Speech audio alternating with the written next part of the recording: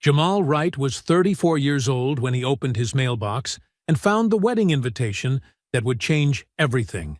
For 18 months, he'd lived quietly as a fifth-grade teacher in Philadelphia, driving his old Honda, shopping at thrift stores, letting his ex-fiancée Brittany believe she'd escaped a life of mediocrity when she left him for a wealthy surgeon.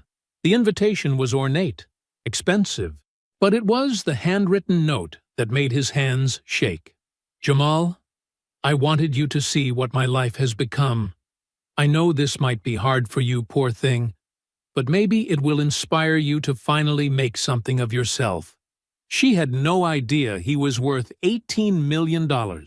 Had no idea the struggling teacher she'd mocked owned the educational software company that made him a fortune. 2 hours before her vineyard ceremony in Napa Valley, Jamal's private jet touched down on the tarmac. As his Rolls-Royce pulled up to the estate entrance and he stepped out in a custom Tom Ford tuxedo, Brittany's face went white.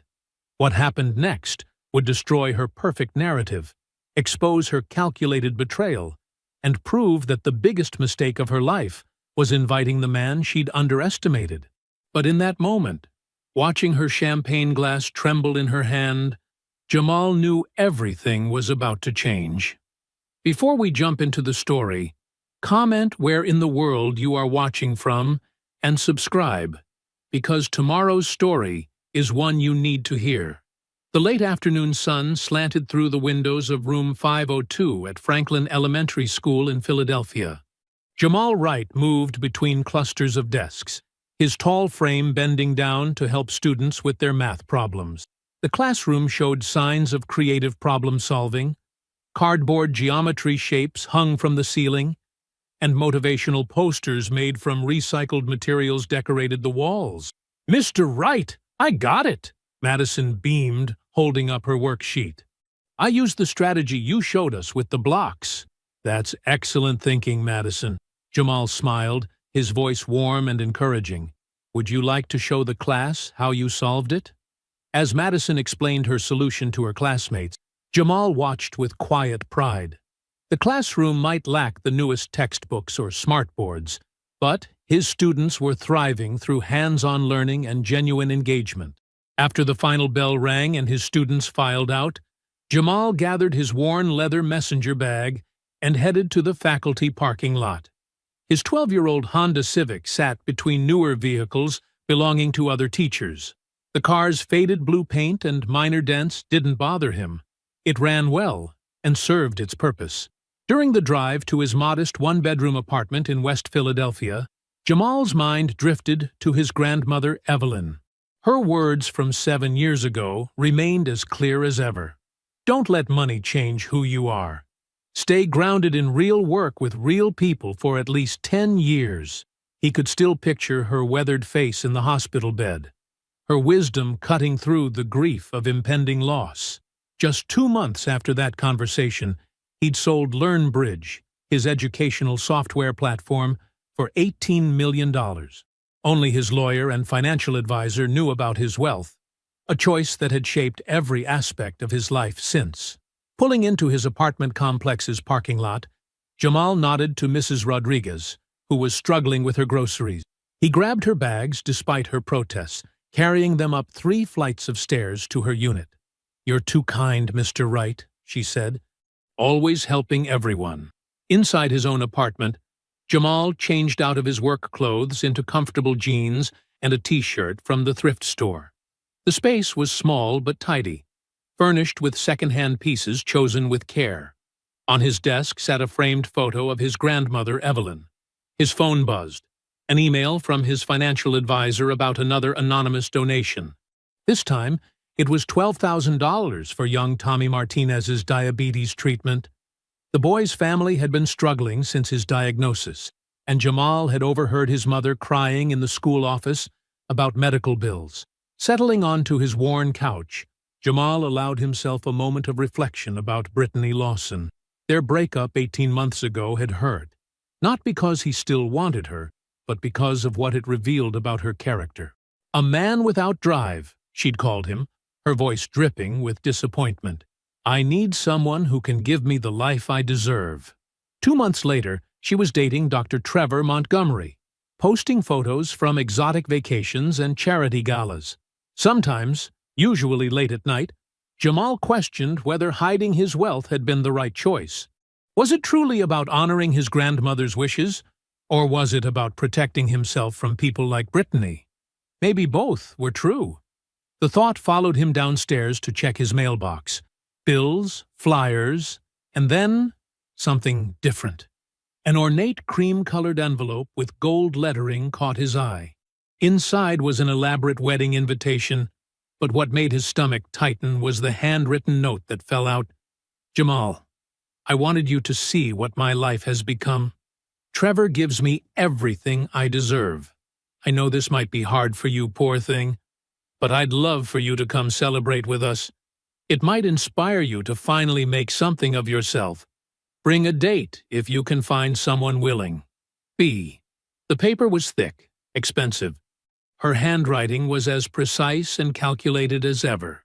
Jamal stood there in the lobby, the invitation heavy in his hands, letting the familiar feelings of disappointment and frustration wash over him. Not because her words hurt, they didn't anymore, but because she remained exactly who she'd always been, someone who measured life's worth in dollar signs and status symbols. He tucked the invitation back into its envelope, thinking about how tomorrow he'd help his students build solar system models from recycled materials, how he'd probably give Marcus another granola bar because he often came to school hungry, how he'd continue living exactly as his grandmother had taught him, with purpose, integrity, and genuine care for others. The wealth sitting in his accounts didn't define him. The lives he touched in his classroom and community did. That was something Brittany had never understood, and probably never would. That evening, Jamal sat at his small kitchen table, the wedding invitation spread before him under the warm light of his pendant lamp. He read Brittany's note again, each condescending word stirring a mixture of hurt and anger that he hadn't felt since their breakup. Poor thing, he muttered, shaking his head. The casual cruelty of her words felt like a slap. Even after 18 months, she still saw him as someone to be pitied. Or worse, someone to be used as an object lesson in her narrative of trading up in life. Opening his laptop, Jamal began researching Dr. Trevor Montgomery. The surgeon's Instagram feed was a carefully curated display of wealth. Designer watches, luxury cars, vacation photos in exotic locations. Professional photos showed him in an upscale medical office, wearing expensive suits, always perfectly posed. But as Jamal dug deeper, cracks in the facade began to appear. A local business news article mentioned Trevor's practice was facing financial restructuring.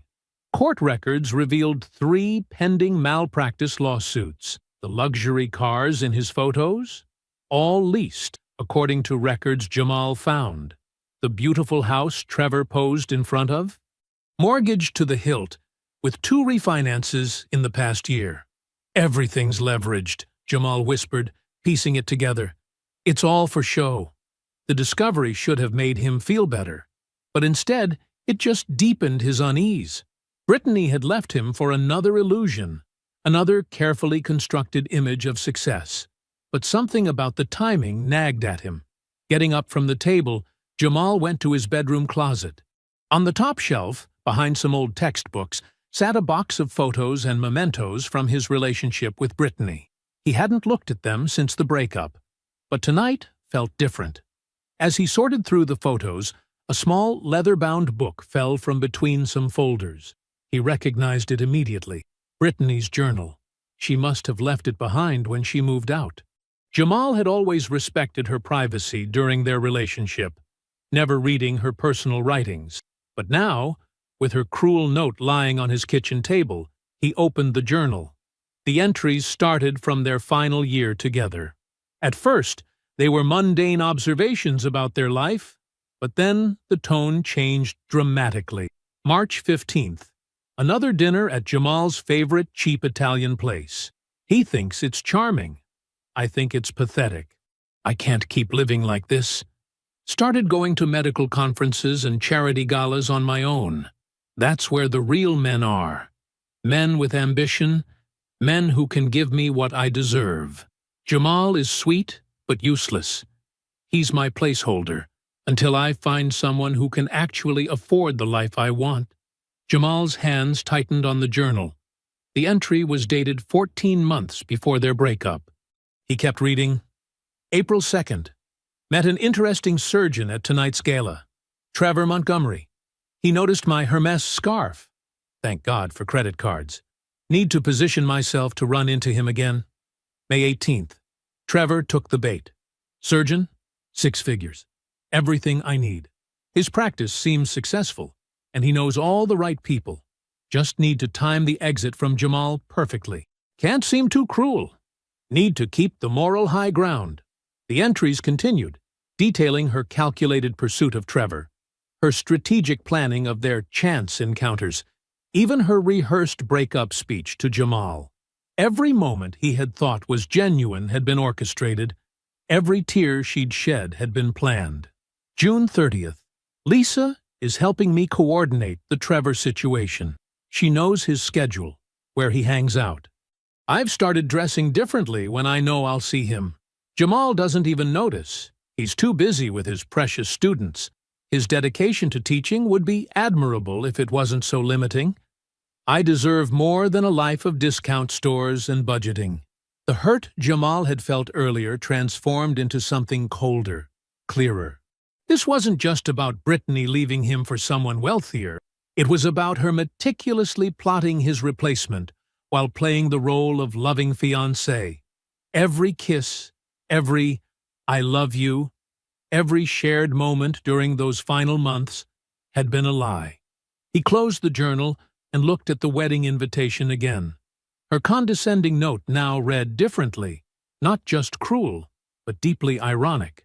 She had orchestrated this entire situation, from their breakup to this invitation, believing she was the one in control of the narrative.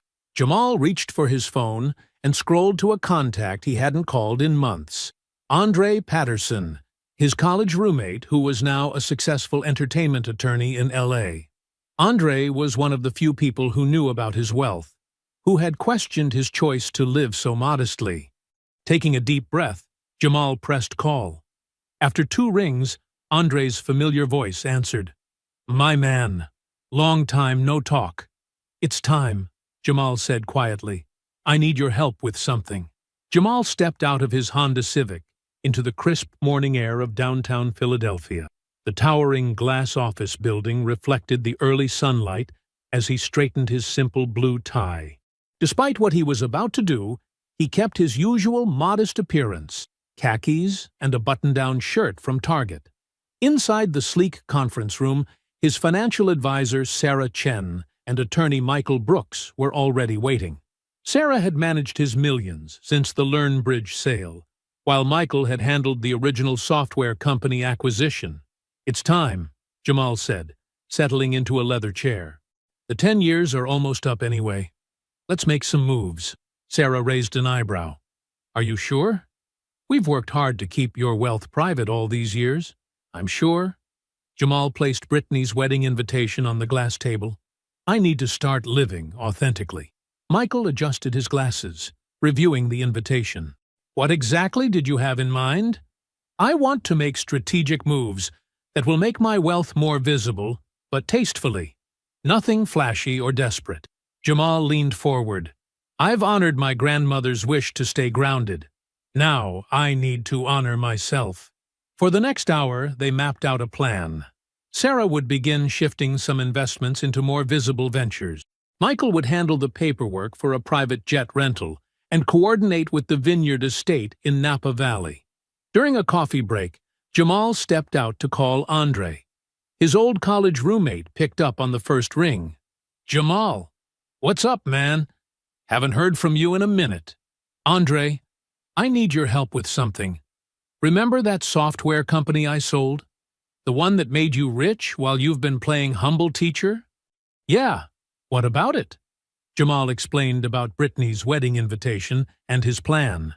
Andre's entertainment industry connections could help understand exactly what narrative was circulating. "Oh man," Andre said, his voice turning serious. "Actually, I heard something about this through mutual friends. You're not gonna like it. Tell me." "Brittany's been spreading this story everywhere. Says you fell apart after she left. That you've been desperately texting her, begging her to come back. She's telling everyone she invited you to the wedding out of pity, to help you find closure." Andre paused. "She's positioned herself as this benevolent ex who's trying to help her struggling former fiancé move on." Jamal's jaw tightened. "And people believe this? It's spread through your entire social circle, man. She's got everyone thinking you're this sad, broken guy she had to leave behind for her own good." "Perfect," Jamal said quietly. "That makes this even better." Back in the conference room, Jamal finalized the arrangements. He would RSVP yes with a +1. The private jet would land 2 hours before the ceremony. A Rolls-Royce would pick them up from the airport. "Book the presidential suite at the Vineyard Estate," he told Sarah. "I heard through Andre that Brittany tried to get it, but couldn't afford it." "Already done," Sarah replied with a small smile. "The confirmation came through while you were on the phone." Jamal pulled out his phone and called Kendra James. They'd been friends for years, long before she launched her successful fashion design business. She answered with her usual warm enthusiasm. "Jamal! How's my favorite teacher? How'd you like to help me crash a wedding?" "Well, not crash exactly. I was invited, but I need someone who understands both style and strategy." Kendra listened as he explained the situation. Her delighted laughter filled the line. "Oh, this is going to be good. Count me in. I'll design something perfect for both of us." Over the next hour, they coordinated every detail. The jet would land at precisely the right time. The Rolls-Royce would make its entrance when guests were gathering for pre-ceremony cocktails. Everything would be elegant, tasteful, and impossible to ignore. 1 week before the wedding, Jamal sat in his modest apartment, looking at the final confirmation email for the private jet service. The schedule was set. Wheels up from Philadelphia at 8 a.m., landing in Napa Valley at exactly the right moment. He picked up the framed photo of his grandmother that sat on his desk. Her warm smile had always given him strength. "I kept my promise, Grandma," he said softly, touching the glass. "Now I get to be fully myself." The autumn sun cast golden rays across the Napa Valley Vineyard's manicured grounds. Crystal glasses clinked as servers weaved through clusters of well-dressed guests, offering champagne and hors d'oeuvres during the pre-ceremony cocktail hour. The air carried the sweet scent of roses mixed with the earthy aroma of aged wine barrels. Brittany Lawson, radiant in her pre-wedding white cocktail dress, held court near the stone fountain. Her diamond engagement ring caught the light with every animated gesture as she chatted with a group of admirers. "Everything is just perfect," she gushed, taking another sip of champagne. "Trevor and I wanted an intimate celebration, with just our closest 300 friends." She laughed musically, touching the arm of an older woman in Chanel. "Oh!" Brittany's eyes widened with practiced concern. "My poor ex is coming today. Jamal, the teacher I used to date, I hope he's doing okay. He took our breakup so hard." She lowered her voice conspiratorially. "I invited him to show there are no hard feelings. Maybe seeing all this will inspire him to finally do something with his life." The guests nodded sympathetically, completely bought into her narrative of benevolent ex-fiancé. Brittany basked in their approval, adjusting her perfectly styled hair. A murmur rippled through the crowd as several guests checked their phones. "Did you hear about the private jet that just landed?" someone whispered. "Must be one of Trevor's doctor friends." "No, I heard it was someone from Silicon Valley," another guest responded. Brittany waved away the gossip with a manicured hand. "As long as they're not late for my ceremony. Everything is timed perfectly." She turned back to describing the hand-painted Italian tiles in the vineyard's bridal suite. The sound of tires on gravel drew everyone's attention to the estate's circular drive. A gleaming black Rolls-Royce Phantom pulled up to the entrance, its polished surface reflecting the surrounding topiaries and rose gardens. The driver, in crisp black livery, opened the rear door with practiced precision. A tall, handsome man in an impeccably tailored Tom Ford tuxedo stepped out, a Rolex Daytona glinting on his wrist. He turned to offer his hand to his companion, a stunning woman in a breathtaking designer gown that seemed to float around her. Gasps rippled through the crowd as recognition dawned. "Is that Jamal?" someone whispered loudly. Brittany's champagne glass froze halfway to her lips. Her face cycled through expressions: confusion as she spotted the luxury car, disbelief as she recognized her ex-fiancé, and finally, horror as she processed his transformed appearance. Trevor appeared at her side, his bow tie slightly crooked. "Who is that?" he asked, frowning at the commotion. That's Jamal," Brittany barely whispered, her voice trembling like the champagne in her unsteady hand. Marcus, who had attended college with both Jamal and Brittany, broke away from the crowd and approached the new arrivals. "Man, is that your jet on the tarmac?" Jamal smiled warmly, his calm confidence filling the space around him. "It is. Hope we're not late." The cocktail hour's carefully orchestrated mingling dissolved as guests gravitated toward Jamal and his stunning companion. Questions flew from all directions. "What do you do now? When did this happen? Are you still teaching?" Jamal answered each question with genuine humility, his hand resting lightly on Kendra's back. "I developed some educational software years ago," he explained, "but I've kept teaching because I love it, not because I had to.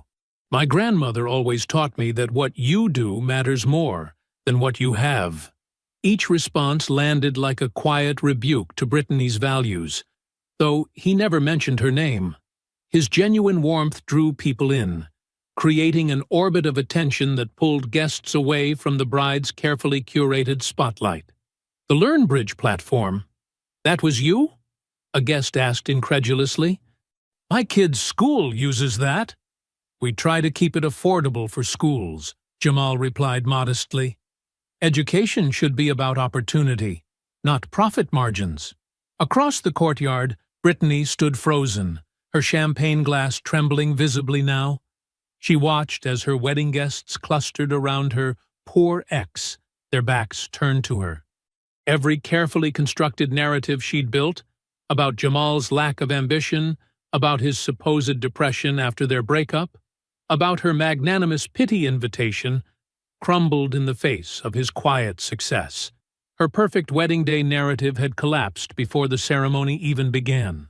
Lisa hovered at the edge of the cocktail hour, fidgeting with her champagne glass. Her maid of honor dress, a soft blush silk that Brittany had chosen, suddenly felt too tight. When she finally caught Jamal's eye, she gestured subtly toward a quiet corner of the vineyard, where gnarled old vines created a private alcove. Jamal excused himself from the group of admiring guests and followed her, his movements unhurried and confident. The afternoon sun filtered through the grape leaves, creating dappled shadows on his perfectly tailored tuxedo. "I need to tell you something," Lisa said, her voice trembling slightly. She'd been rehearsing this conversation in her head since Jamal's dramatic arrival. "I'm so sorry, Jamal. I helped Brittany plan everything with Trevor." Jamal remained silent, his expression neutral but attentive. Lisa rushed to continue, the words tumbling out like water from a broken dam.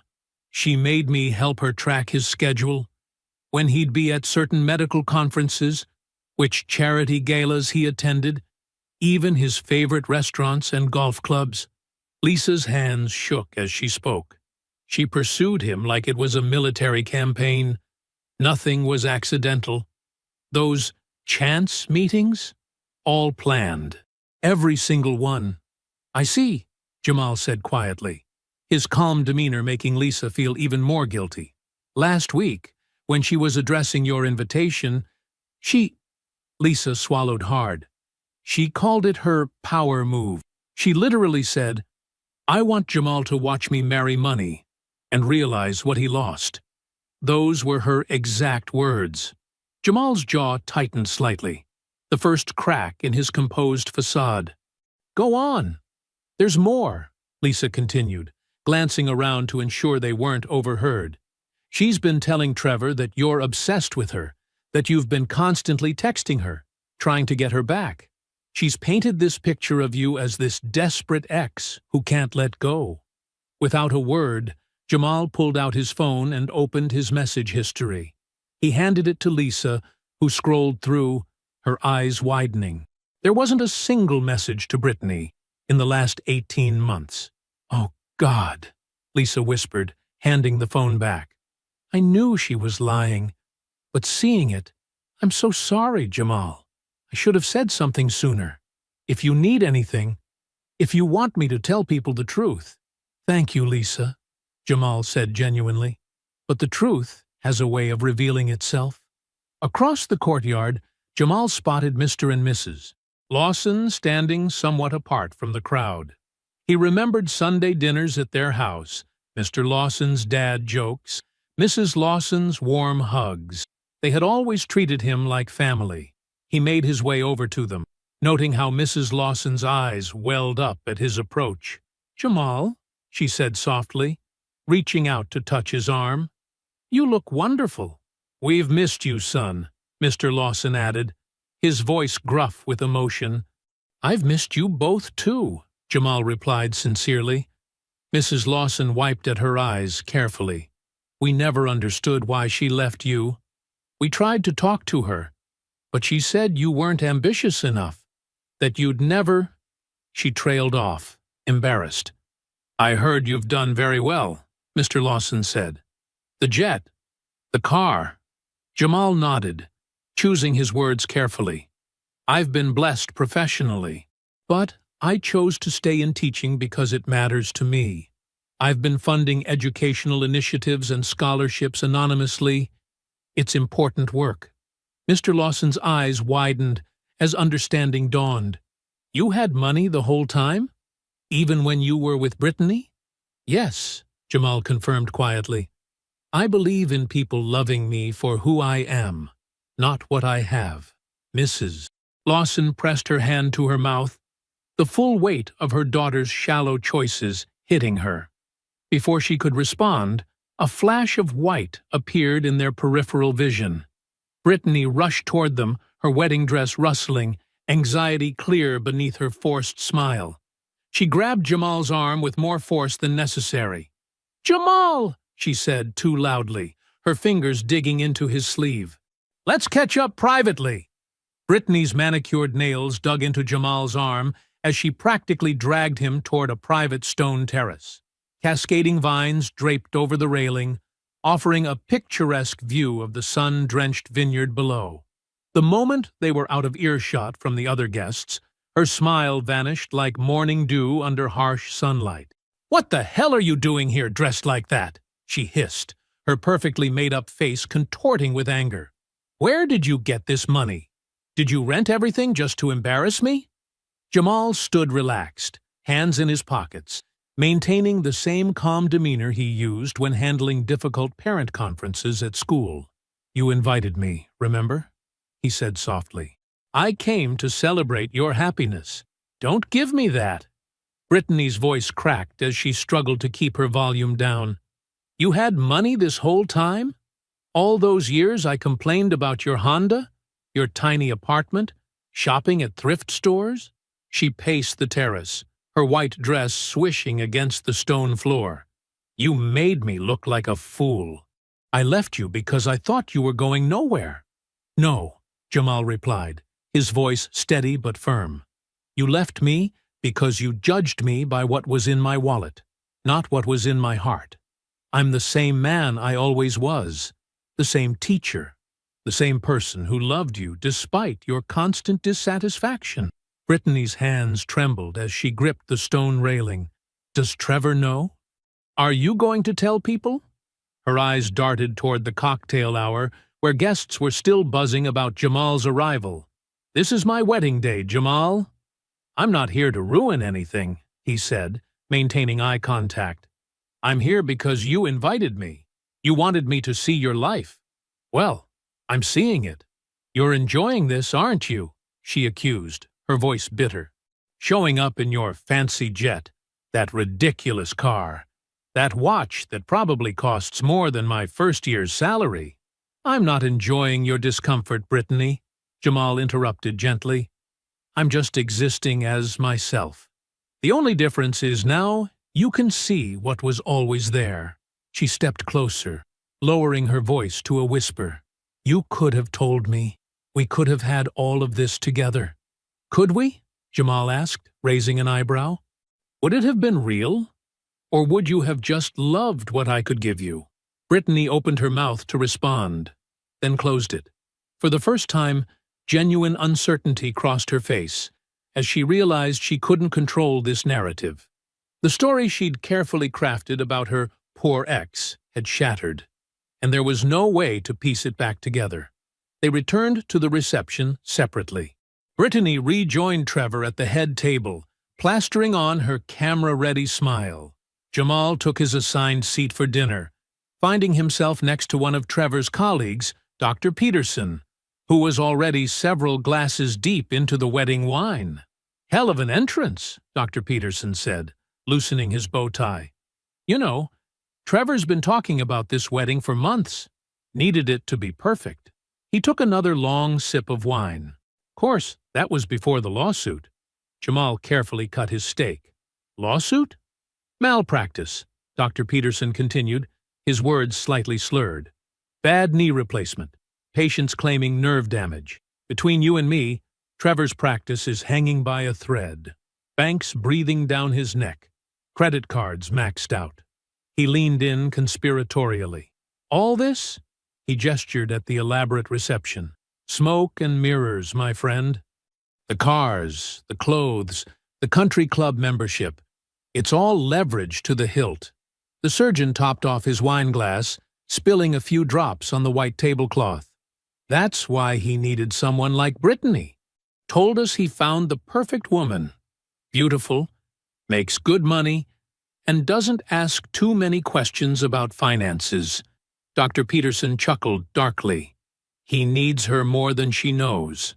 Jamal absorbed this information silently, watching Brittany and Trevor at the head table. They were both smiling, both playing their parts perfectly. Two people using each other, each thinking they were the one in control. "More wine?" Dr. Peterson offered, already reaching for the bottle. "No, thank you," Jamal replied, his mind piecing together the full picture of their relationship, a house of cards built on mutual deception. At a nearby table, Andre Patterson swirled his wine glass, his voice carrying just enough to catch the attention of surrounding guests. "You know, I've known about Jamal's success for years," he mentioned casually to the group. "But that's not what makes him remarkable." A woman in a navy cocktail dress leaned forward. "What do you mean?" "Well," Andre continued, setting down his glass, "while everyone thought he was just getting by on a teacher's salary, he was quietly changing lives. Last winter, he found out one of his students needed emergency surgery. Family couldn't afford it." Andre paused, letting the information sink in. "Next thing you know, the hospital received an anonymous donation covering every penny." The guests exchanged glances, their expressions shifting from curiosity to amazement. "That's not all," Andre went on, his voice warm with pride for his friend. "He's funded entire classroom renovations, supplied technology for underfunded schools, created scholarship programs. He's given away more than most people make in a lifetime." He smiled, adding, "And he never wanted credit, just wanted to help." Like ripples in a pond, the information spread from table to table. Whispers turned to open discussions.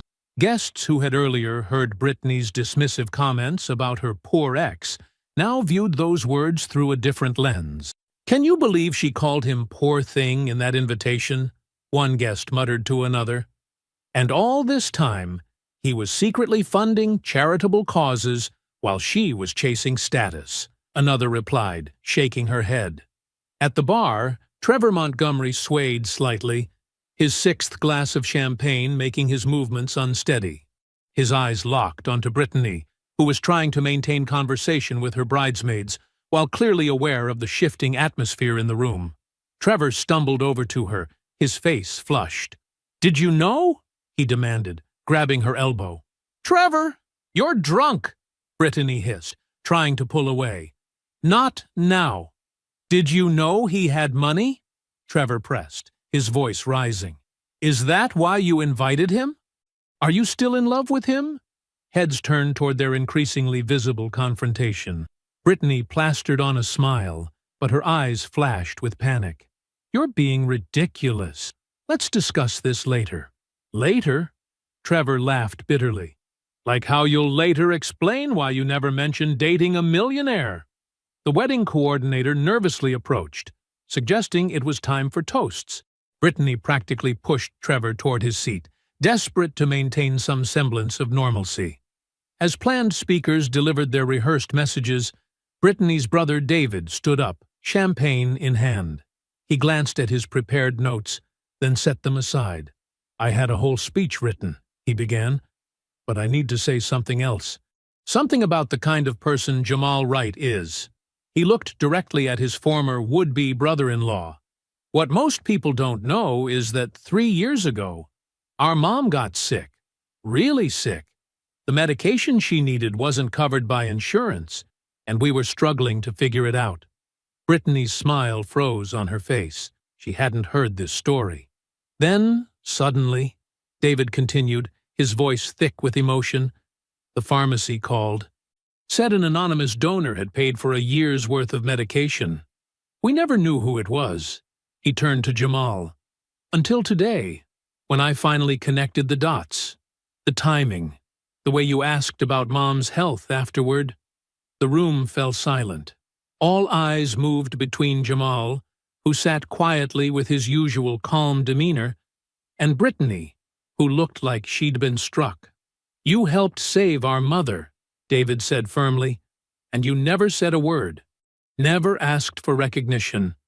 Never used it to—" He glanced at his sister. "Prove anything to anyone."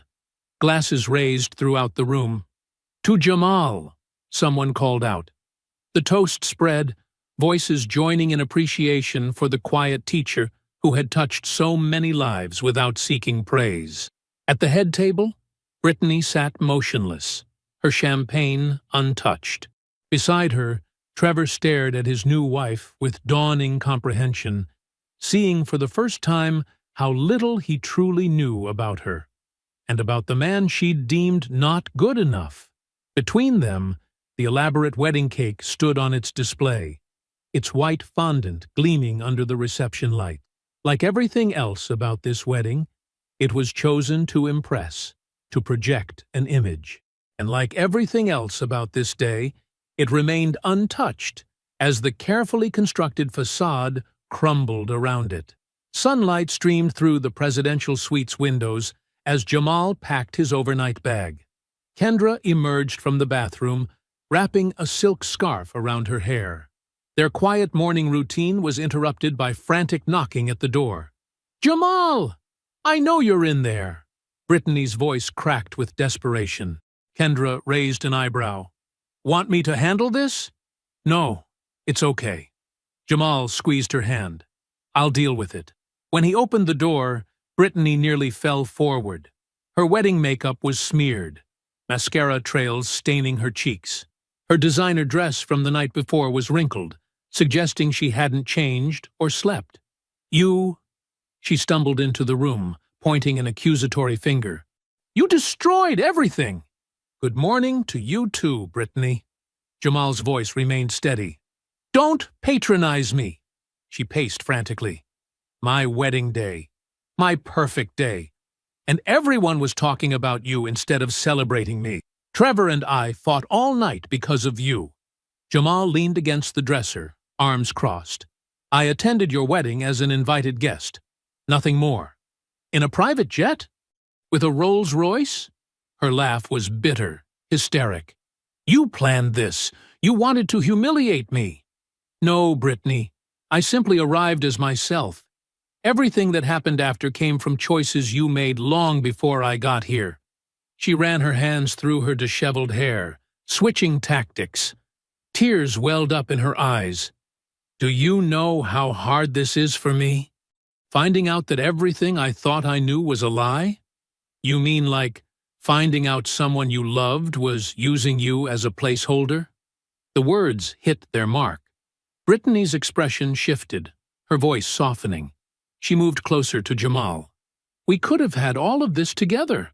The lifestyle, the status, everything I wanted. She reached for his arm. Why didn't you tell me about the money? Jamal stepped back, maintaining distance. Because I needed to know you loved me, not what I could buy you, and you showed me exactly who you were. That's not fair. I didn't know. That's exactly my point. Jamal walked to his suitcase and pulled out a familiar leather-bound notebook. But I know everything now. Brittany's face drained of color. My journal. Found it months ago in that box you left behind. Every calculated move, every strategy session. He opened to a marked page. Should I read your words back to you? Don't. Jamal is sweet, but useless. He's my placeholder until I find someone who can actually afford the life I want. He closed the journal. You planned to leave me all along. You hunted Trevor like a target. Brittany sank into a nearby chair, her facade crumbling completely. Are you going to tell him? Are you going to show him the journal? Her voice quivered. Are you going to ruin my marriage? Kendra, who had been quietly observing, shook her head in disbelief at Brittany's continued self-absorption. Your marriage will succeed or fail based on the foundation you've built together, Jamal said. That has nothing to do with me. But I hope, for your sake, that you actually love him. Of course I love him. But her voice lacked conviction. Do you? Or do you love what you thought he could give you? Jamal placed the journal on the table between them. Because a life built on what someone has, instead of who they are, isn't a life, Brittany. It's a transaction. She stared at the journal, tears falling freely now. You don't understand. You can't understand what it's like to want more. I understand wanting more perfectly well, Jamal interrupted. I just never confused more with better, and I never sacrificed who I was to get it. The hotel room phone rang. Their car was ready. We need to head out, Kendra said softly, gathering their bags. Brittany stood unsteadily. So, that's it? You show up, blow up my life, and just leave? You blew up your own life, Brittany. I just declined to keep playing the role you assigned me. Jamal picked up his bag. I wish you well. I really do. They walked past her to the door. Brittany grabbed the door frame for support, her knuckles white, as she watched them head toward the elevator. Her carefully constructed world had shattered, leaving her alone in a hallway with mascara-stained cheeks and the weight of her choices pressing down on her shoulders. 2 weeks after the wedding, Jamal sat at his desk grading papers when his phone buzzed. A message from Lisa appeared. You need to see this. He opened the email, his red pen hovering over a student's math worksheet. Everything's falling apart here, Lisa's message began. Trevor found Brittany's journal yesterday. She left it behind in her panic after talking to you. He read everything. All her plans, her calculated pursuit of him, how she researched his schedule and orchestrated their accidental meetings. He's devastated, Jamal. Not just hurt, but humiliated. Jamal set down his pen, leaning back in his chair. The afternoon sun cast long shadows across his classroom's empty desks. Trevor's family, their old money, very traditional. They already had doubts about Brittany. Now that they know she basically hunted him like a target, they've pulled their financial support from his practice. They're calling her a social climber and saying she trapped their son. The message continued. But that's not even the worst part. Remember how Brittany always had the newest designer everything? Turns out she's been under investigation at work. The wedding expenses drew attention to her expense reports. She's been inflating charges for years, pocketing the difference to fund her luxury lifestyle. We're talking tens of thousands of dollars, Jamal.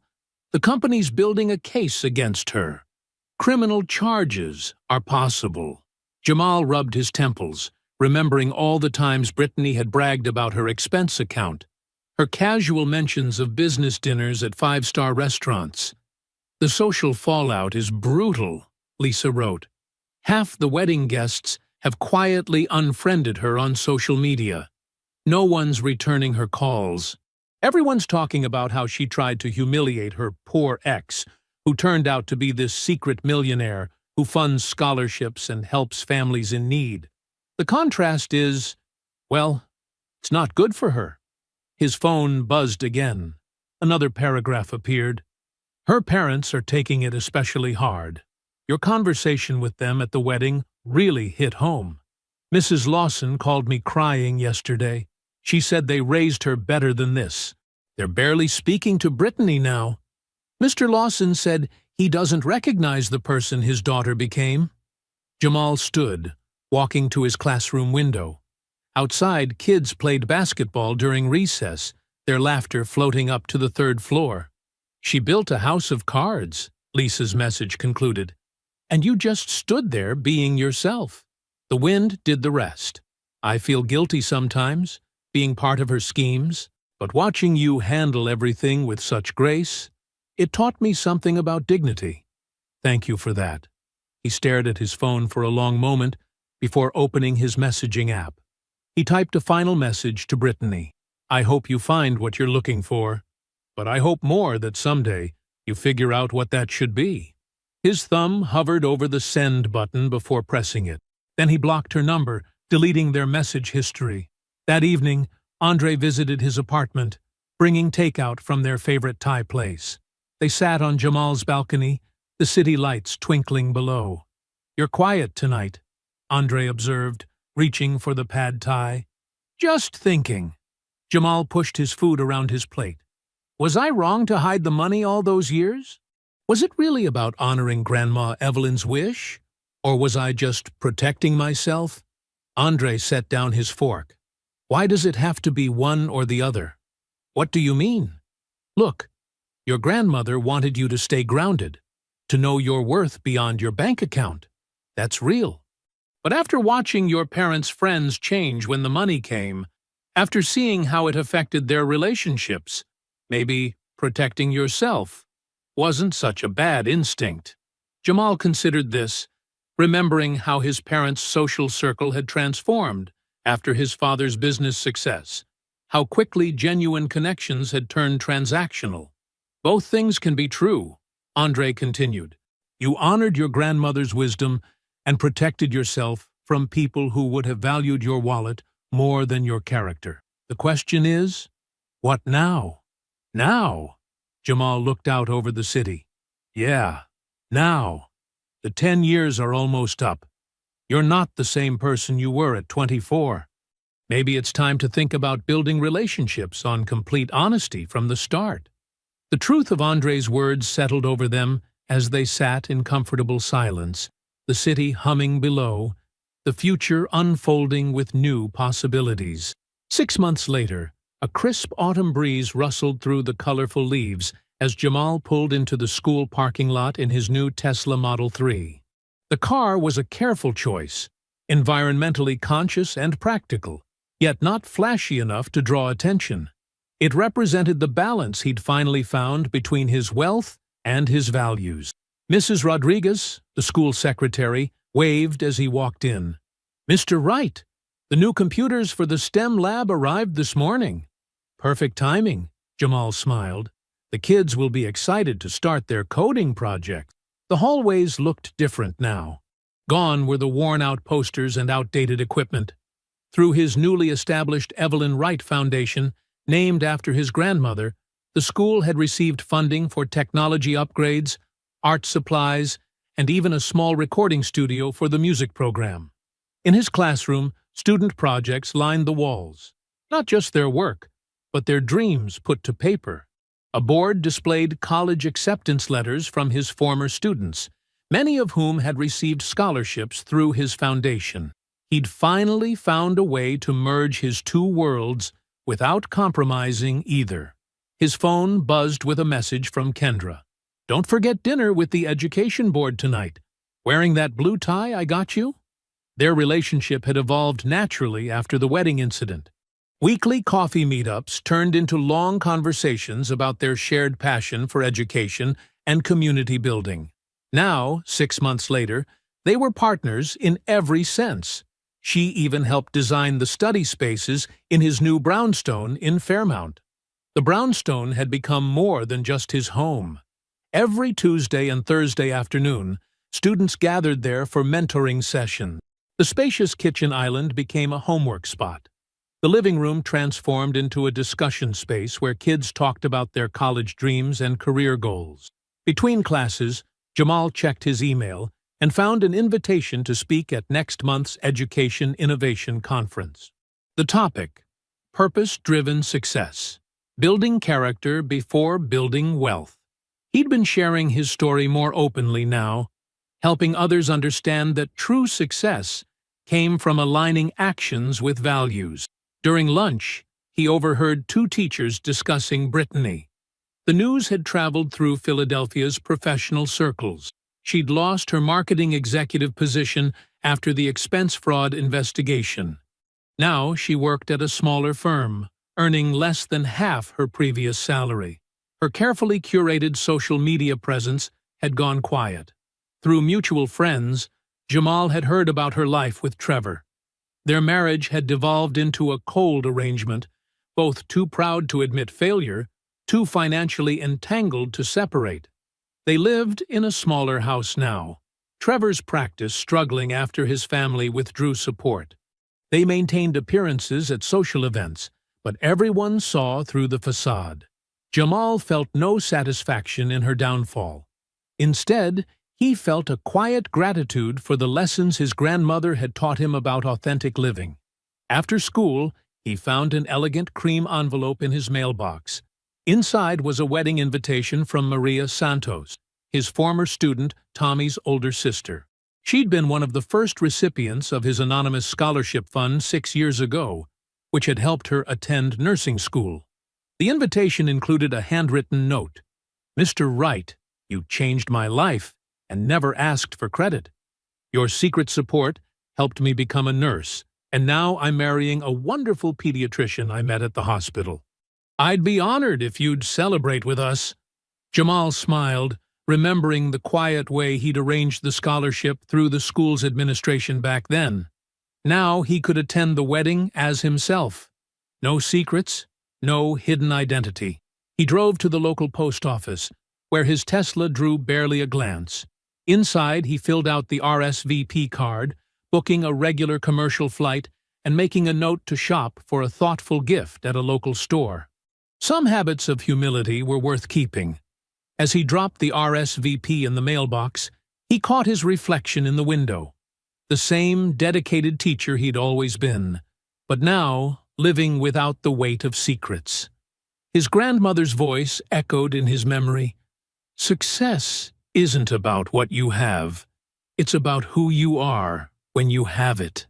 "I kept my promise, Grandma," he whispered to his reflection. "And I stayed me." Standing there, Jamal understood the truth that had guided him all along. Some people spend their lives chasing what they think they deserve. He had learned the secret. Deserve what you chase. I hope you enjoyed that one. Be sure to like the video and subscribe so you don't miss the next story. I've picked out 2 more for you that I think you'll really like.